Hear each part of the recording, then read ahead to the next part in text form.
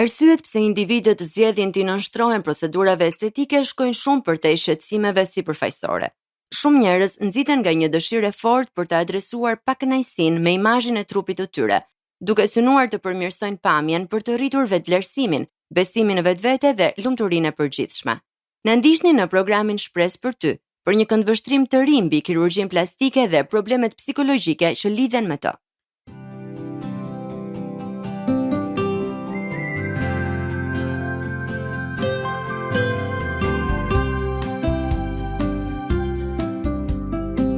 TWR Albania prezanton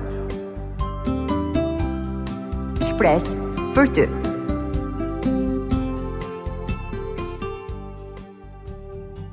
Përshëndetje mikesha të dashura dhe mirë se vini në programin e sotëm Shpresë për ty. Është kënaqësi që jemi sërish së bashku në këtë program informativ dhe inkurajues në të njëjtën kohë. Unë jam Marta dhe unë jam Dena. Përshëndetje të gjithave. Në programin e kaluar folëm për botoksin edhe u ndalëm tek ndikimi i kësaj procedure tek brezi i ri. Sot do të flasim për kirurgjinë plastike, por do ta shohim atë nga disa aspekte psikologjike dhe sociale, sepse është e vërtetë që pakënaqësia që një person ka në lidhje me trupin e tij shpesh buron nga standardet shoqërore dhe kulturore që idealizojnë disa tipare estetike. Shumë e vërtetë, Dena, kërkimet tregojnë se imazhi për trupin ndikohet nga faktorë të jashtëm si imazhet në media, reklamat dhe rrjetet sociale, të cilat përforcojnë ideale të ngushta të bukurisë. Kur individët i përvetësojnë këto standarde, ata mund të zhvillojnë ndjenja negative për pamjen e tyre, duke u motivuar të kërkojnë korrigjim kirurgjikal. Shumë pacientë thonë se kërkojnë të bëjnë procedura estetike për arsye që lidhen me identitetin dhe vetperceptimin. Të tjerë motivohen nga nevoja emocionale ose presionet shoqërore. Për shembull, stereotipet shoqërore që lidhin bukurinë me pranimin social dhe suksesin mund të përforcojnë dëshirën për përmirësim estetik. Faktorët personal përfshir moshën, gjininë, besimin dhe perceptimet për vlerën e vetes, gjithashtu ndikojnë në këto motivime. Imazhi që një person ka për trupin e tij luan një rol kyç në përcaktimin e rezultateve psikologjike dhe emocionale të procedurave estetike. Kërkimet tregojnë se njerëzit që kanë një imazh pozitiv dhe realist për trupin, ka më shumë gjasa të përjetojnë rritje të vetvlerësimit dhe kënaqësi të vërtet pas ndërhyrjes. Nga ana tjetër, dhe kjo është për të theksuar, njerëzit me pak kënaqësi të vazhdueshme ndaj trupit ose me gjendje si çrregullimi dismorfik trupor, shpesh përballen me pak kënaqësi të vazhdueshme, edhe nëse rezultati kirurgjikal është objektivisht i suksesshëm. Për ta, kirurgjia estetike mund të mos i zgjidh problemet themelore dhe mund të përkeqësojnë ndjenjat e pasigurisë ose obsesionit me pamjen. Pra, e thënë ndryshe, arta psikologët thonë se në shumicën e rasteve, kirurgjia plastike nuk i bën njerëzit të kenë vetvlerësim më të lartë, sidomos ata që gjithmonë kanë qenë të pakënaqur me imazhin e tyre trupor. Dhe unë personalisht mendoj se kjo është shumë e vërtetë. Gjithsesi, pacientët që kërkojnë kirurgji estetike shpesh përjetojnë një ndërthurje komplekse faktorësh psikologjik para dhe pas procedurave të tyre.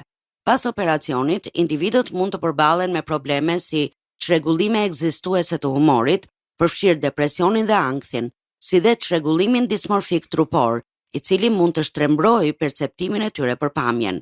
Pritshmëritë jo realiste për rezultatet kirurgjikale dhe pakënaqësia me imazhin e trupit janë sfida të zakonshme që ndikojnë në vendimin për të kryer operacionin. Këto predispozita psikologjike mund të ndikojnë ndjeshëm në shëndetin mendor pas operacionit.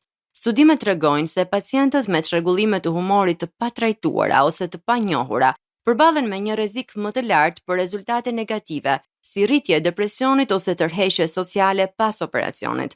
Për disa, mund të jetë e vështirë të përshtaten me pamjen e re, veçanërisht nëse rezultatet nuk përmbushin pritshmëritë e shtrembëruara që ata kanë. Faktorët psikologjik pas operacionit përfshin përballjen me ndryshimet fizike dhe emocionale që vijnë nga operacioni.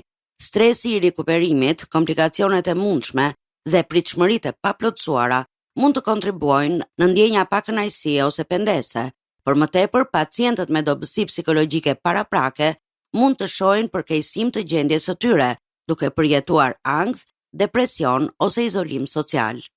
Megjithse shumë studime raportojnë përmirësime pozitive psikologjike, sidomos kur pritshmëritë menaxhohen mirë, ndikimi i afatgjat psikologjik mbetet i pasigurt. Disa individ vazhdojnë të përballen me sfida të shëndetit mendor edhe shumë vite pas ndërhyrjes, përfshirë pakënaqësi të vazhdueshme ose simptoma të reja psikologjike. Kirurgjia estetike mund të ndikojë ndjeshëm në shëndetin mendor dhe emocional të individit. Një nga shqetësimet kryesore është prania e çrregullimit dismorfik trupor, një gjendje e shëndetit mendor ku individët kanë një fokus obsesiv mbi defektet të perceptuara në pamjen e tyre. Dhe në fakt do të flasim për këtë në një nga programet tona të ardhshme. Pacientët me çrregullim dismorfik trupor shpesh nuk gjejnë lehtësim përmes kirurgjisë dhe mund të përjetojnë përkeqësim të simptomave pas operacionit. Depresioni dhe ankthi gjithashtu janë faktorë të zakonshëm rreziku tek pacientët që kërkojnë procedura estetike. Çrregullimet ekzistuese të humorit mund t'i bëjnë ata më të prekshëm ndaj depresionit pas operacionit, ose rritjes së ankthit, veçanërisht nëse rezultatet nuk përmbushin pritshmëritë e tyre ose nëse kanë komplikacione. Gjithashtu, ndikimi i medias dhe presioneve shoqërore nuk duhet të vlerësuar. Promovimi nga shoqëria i standardeve të paarritshme të bukurisë, i përforcuar nga rrjetet sociale, shpesh ushqen pakënaqësinë me imazhin trupor dhe mund të çojë në një cikël procedurash të përsëritura. Për t'ju adresuar këtyre rrezisheve, kontrolli psikologjik para operacionit është thelbësor. Këto vlerësime u mundësojnë profesionistëve të ofrojnë këshillim të përshtatshëm, të vendosin pritshmëri realiste dhe të përcaktojnë nëse kirurgjia është e këshillueshme. Pëlqimi i informuar duhet të përfshijë diskutime të hollësishme mbi efektet e mundshme psikologjike, duke theksuar se kirurgjia mund të mos i zgjidh problemet themelore të vetvlerësimit ose shqetësimet psikologjike. Një qasje multidisiplinare që përfshin kirurg, psikolog dhe psikiatër rrit mundësinë për rezultate pozitive dhe minimizon rrezikun e pakënaqësisë afatgjat ose përkeqësimit të shëndetit mendor. Teoria e imazhit të trupit ofron kuptim mbi mënyrën se si individët e perceptojnë dhe ndihen për trupin e tyre. Modeli i ndikimit tripalësh bazohet në idenë se media, bashkëmoshatarët dhe familja ushtrojnë presion që formëson ideale trupore dhe pakënaqësinë ndaj trupit. Ai shpjegon se si standardet shoqërore përvetësohen, duke çuar tek zgjedhja e kirurgjisë estetike për të përshtatur me normat e perceptuara të bukurisë.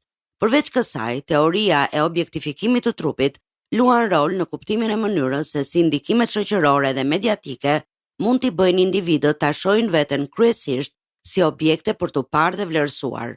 Ky këndvështrim mund të rrisë pakënaqësinë trupore dhe të motivojë procedurat estetike si mënyrë për të fituar miratim shoqëror.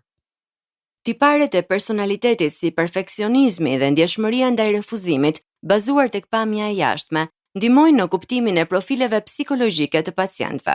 Ata me tendenca perfeksioniste mund të ndjekin kirurgjinë estetike për të arritur përsosmërinë, ndërsa ndjeshmëria ndaj refuzimit mund të rrisë shqetësimet mbi pamjen dhe pranimin social.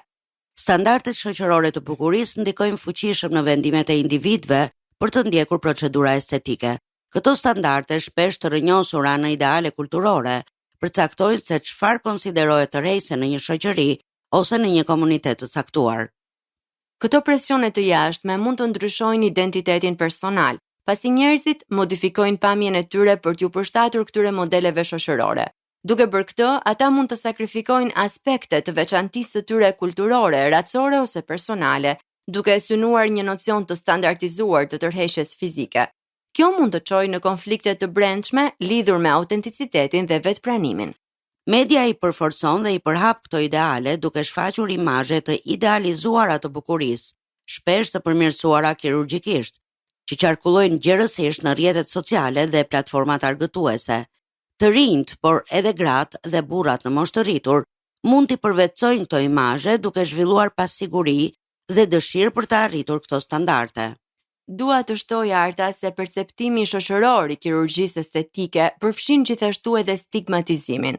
Edhe pse gjithnjë e më e normalizuar, vazhdojnë gjykimet ndaj atyre që kryejnë procedura, duke i konsideruar si përfaqësor ose të pasigurt. Interesante është se ndërsa shoqëria promovon ndjekjen e bukurisë, ndonjëherë ajo ndëshkon ata që e bëjnë këtë, duke krijuar tension mes pranimit dhe mosmiratimit social.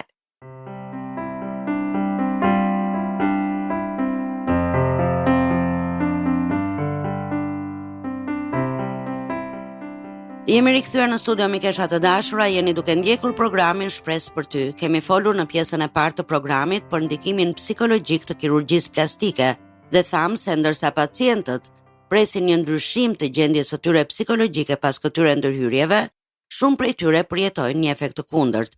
Ata përsëri mund të kenë vetvlerësim të ulët, depresion dhe përsëri mund të vuajnë nga çrregullimi dismorfik trupor. Por, a keni menduar ndonjëherë ta shihni veten me sytë e Perëndis në këtë epokë të imazhit dhe perfeksionit? Është e vërtetë Arta që ne jetojmë në një kohë ku pamja është bërë një nga format më të forta të vlerësimit personal.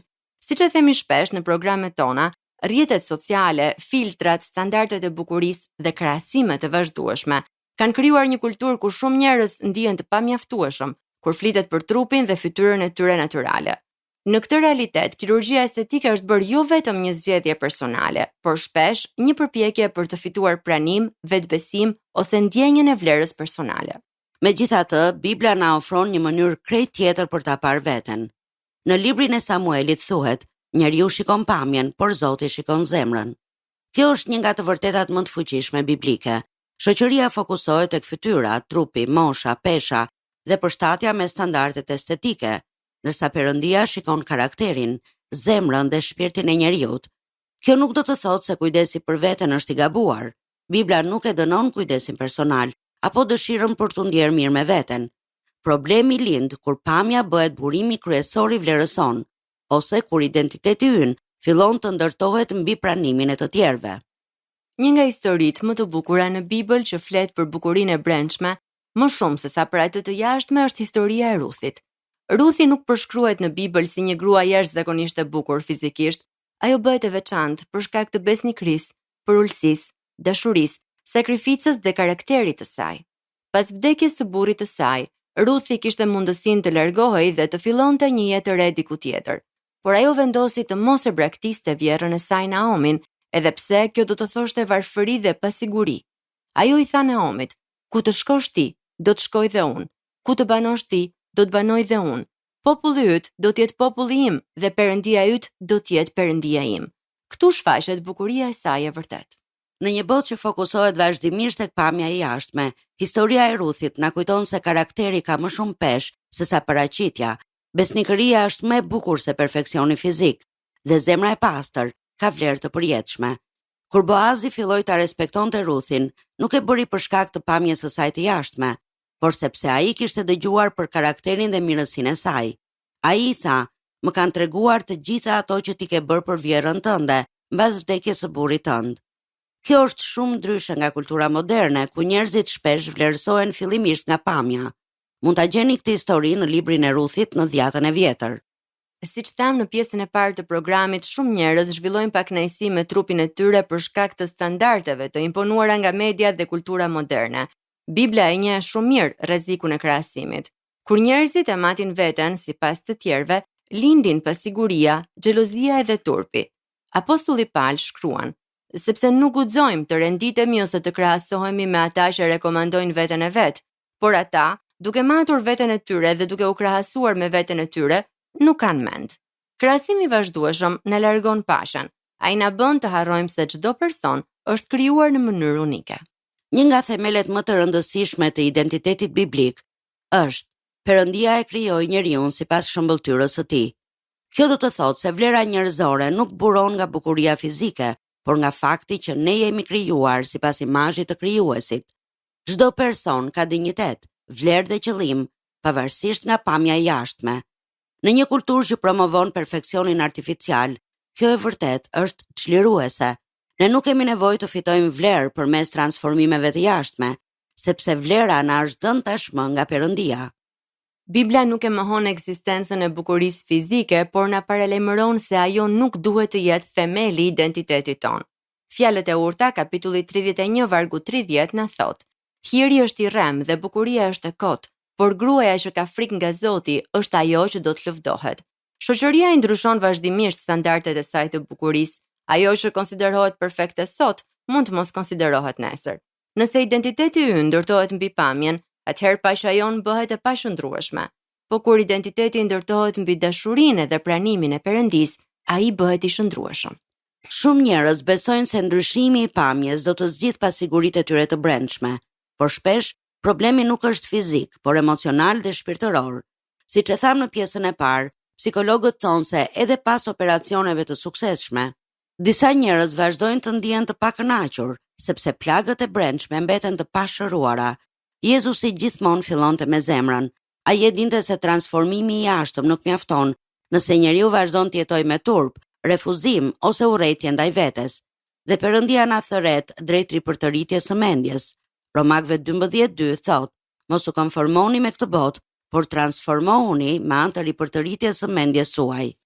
Këndvështrimi biblik mbi pamjen e jashtme nuk promovon neglizhencë apo mungesë kujdesi personal. Është normale të kujdesemi për trupin, shëndetin dhe paraqitjen tonë. Trupi është një dhuratë nga Perëndia, por ekziston një ndryshim I madh midis kujdesit për veten nga respekti dhe ndryshimit të vetes nga urrëtia ose turpi. Kur vendimet tona burojnë nga frika e refuzimit ose obsesioni për perfeksion, zemra fillon të robërohet nga opinioni I njerëzve. Tek letra e parë e Pjetrit, kapitulli 3, vargjet 3 dhe 4, na thuhet: Stolia juaj të mos jetë e jashtme, gërshetimi I flokëve, stolisja me ar, ose veshja me rroba të bukura, por njeriu I fshehur I zemrës, me pastërtinë që nuk prishet të një shpirti të butë dhe të qetë, që ka vlerë të madhe përpara Perëndisë. Kjo është një thirrje për të ndërtuar karakterin, paqen, dashurinë dhe butësinë si formën më të lartë të bukurisë. Historia e Ruthit na tregon se një zemër e mirë mund të ndryshojë jo vetëm jetën e dikujt tjetër, por edhe historinë e vet. Në fund, Ruthi u bë pjesë e gjenealogjisë së Jezus Krishtit, jo për shkak të pamjes së saj, por për shkak të besimit dhe karakterit të saj. Pyetja më e rëndësishme që ne duhet I bëjmë vetes nuk është si dukem unë në sytë e njerëzve, por si më sheh Perëndia mua. Bibla thotë se ne jemi të dashur, të krijuar me qëllim, të vlefshëm dhe të njohur personalisht nga Perëndia. Kjo nuk do të thotë se nuk do të kemi pasiguri, por se pasiguritë tona nuk duhet të bëhen identiteti ynë. Bukuria e vërtet nuk fillon nga fytyra apo trupi, por nga zemra që e njeh vlerën e saj në Perëndinë. Mikesha të dashura, le të jetë ky një mesazh I fortë për secilën prej jush sot. Dhe këtu ka ardhur koha të ndahemi edhe për sot, por duam t'ju kujtojmë se mund ta dëgjoni këtë program dhe programet e tjera shpresë për ty në YouTube dhe t'i ndani ato me mikeshat tuaja. Mjafton të kërkoni TWR Albania, playlista shpresë për ty 2026 dhe do të gjeni aty këto programe. Gjithashtu për çdo pyetje, kërkesë për lutje apo nëse doni të ndani historinë tuaj me ne, mund të na dërgoni një letër në TWR Albania, kutja postare 130 Tiranë, të na shkruani një email në twralbania@gmail.com ose të na dërgoni një mesazh në faqet tona në Facebook dhe Instagram, shpresë për ty. Po ndahemi këtu së bashku duke ju uruar një javë të bekuar. Miru dëgjofshim në programin e ardhshëm. Ndoshët programin Shpresë për ty.